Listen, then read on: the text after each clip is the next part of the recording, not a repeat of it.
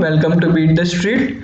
तो आज हम स्टॉक इन स्पॉटलाइट में बात करने वाले हैं एचडीएफसी बैंक के बारे में। जी हाँ, एचडीएफसी बैंक का Q3 अपडेट आ चुका है। इस वीडियो में हम आपको उनके बिजनेस Q3 अपडेट के बारे में भी बताएंगे और उसके अलावा हम ब्रोकरेज टारगेट्स के बारे में बात करेंगे और हम ये भी आपको बताएंगे क्यों एचडीएफसी बैंक आपको खरीदना चाहिए इन ईयर 2021।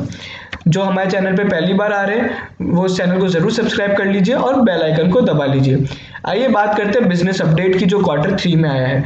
अगर हम एडवांसेस की बात करते हैं तो करीबन 10,820 बिलियन का यहाँ पे उनके एडवांसेस रहे, जहाँ पे वो एडवांसेस Q3 यानी पिछले साल 9,360 बिलियन थे, जो कि 16% ग्रोथ है अगर आप वाई ऑन वाई कंपेयर करते हैं। तो वहीं पे अगर हम Q2 यानी पिछले सितंबर क्वार्टर की बात करते हैं तो ये एडवांसेस 10,383 थे। तो ये जो ग्रोथ होती है क्यू ऑन क्यू बेसिस पे 4% होती है।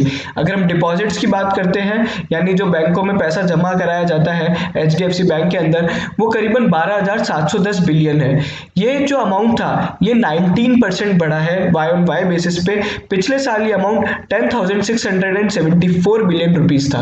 वहीं पे अगर हम बात करते हैं क्यू ऑन क्यू बेसिस पे तो ये राइज हुआ है 3% से। पिछले क्वार्टर ये अमाउंट यहाँ पे 12,293 बिलियन था। अगर हम कासा रेशो की बात करते हैं तो बैंक का जो कासा रेशो है वो 43% होता है और वहीं पे वाई ऑन वाई बेसिस पे अगर हम बात करें तो 39.5% का यहाँ पे उनका पहले कासा रेशो था। यहीं पे अगर हम पिछले क्वार्टर की बात करते हैं तो पिछले क्वार्टर में इनका 41.60 का यहाँ पे कासा रेशो था। अगर आप ओवरऑल परफॉर्मेंस की बात करते हैं तो यहाँ बैंक ने हर फ्रंट पे बहुत ही शानदार परफॉर्म किया है और ये एचडीएफसी बैंक का सबसे पहला ऐसा बैंक है जिसने अपने बिजनेस अपडेट डाले हैं। आगे आगे हम और भी बैंक्स के अपडेट देखने को मिलेंगे। तो हमको यहाँ पे ये पता पड़ रहा है कि पूरे इकोनॉमी में जो रिवाइवल देखने को मिल रहा है लगातार, वो अब यहाँ पे बैंक्स के केस में भी मिल रहा है, जहाँ पे बैंक पहले कॉशियस हो रही थी लोन देने में और उसके कारण वो हम यहाँ पे अभी जो एडवांसेस में ग्रोथ देखने को मिल रही है, लगभग 4% की ग्रोथ हमें यहाँ पे क्यू ऑन क्यू बेसिस पे मिली है। आने वाले यहाँ पे जैसे जैसे बिजनेस रिवाइव होते जाएंगे, कुछ नए बिजनेस भी आते जा रहे हैं, तो इस कारण एडवांसेस यहाँ पे ओवर द ईयर यहाँ पे बढ़ते हुए दिखाई देंगे और बैंक की जो परफॉर्मेंस है वो स्टेबल रहने वाली है।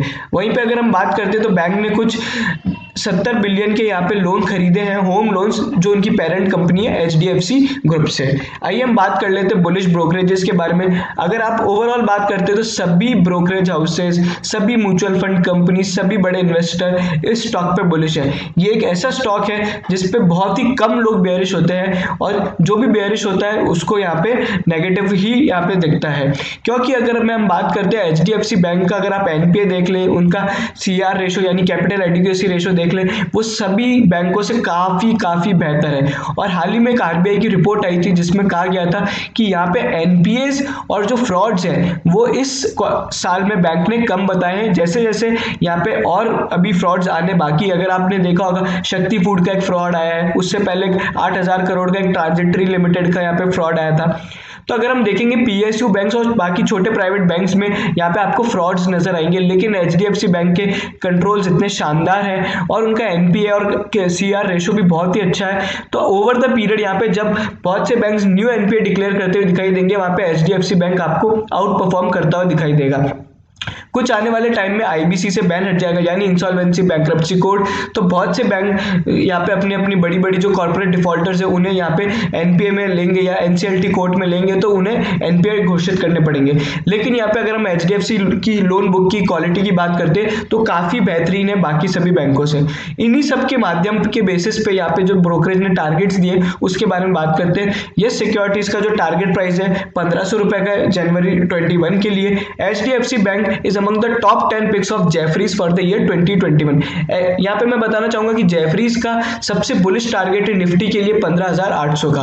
वहीं पे मोतीलाल ओसवाल ने जो टारगेट प्राइस दिया है वो 1,500 रुपए जैन 21 के लिए। और आईसीआईसीआई सिक्योरिटीज जिसका निफ्टी का टारगेट 14,900 का है, उन्होंने एचडीएफसी बैंक का जो टारगेट प्राइस दिया है 1,693 रुपीज दिया है। वहीं पे मॉर्गन स्टैनले ने यहाँ पे टारगेट प्राइस दिया है 1,700 रुपीज का। In the case of extreme bull run यहाँ पे जो टारगेट दिए गए वो 2,135 रुपए के। तो अगर आप देखेंगे तो यहाँ पे जो मोस्ट बुलिश टारगेट है ब्रोकरेज का वो मॉर्गन स्टैनले ने दिया है। अगर हम बात करते हैं कि हमारा ओपिनियन क्या है, तो हमारा ओपिनियन हमेशा से इस स्टॉक पे बुलिश रहा है। इसके अलावा जो हम एक और स्टॉक पे, बैंक स्टॉक पे बुलिश है, वो है यस बैंक।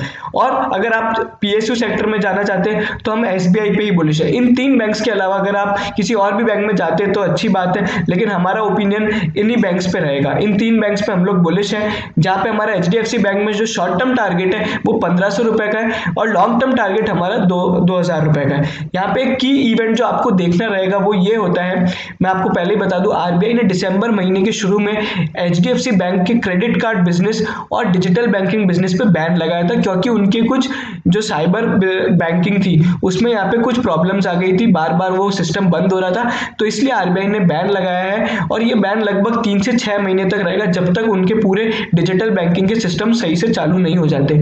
तो इस कारण से यहाँ पे थोड़ी बहुत अंडर परफॉर्मेंस दिख रही है बैंक के बाकी दूसरे बिजनेस में। अगर आप बात करें, डिजिटल फाइनेंशियल लोन्स होते हैं या डिजिटल ऑटो लोन्स होते हैं या क्रेडिट कार्ड कंपनीज में जो क्रेडिट कार्ड देती है, तो अगर ये बैन जितना जल्दी हटेगा उतना यहाँ पे वापस इनका आउट परफॉर्मेंस दिखाई देगा। और उसके अलावा अगर हाल ही में अभी कि रीस्ट्रक्चरिंग जो कि डेडलाइन खत्म हुई 31 दिसंबर के बाद, अगर हम देखें तो ओवरऑल जो रिस्ट्रक्चरिंग के डेटा आए हैं वो काफी कम है एक्सपेक्टेशन से।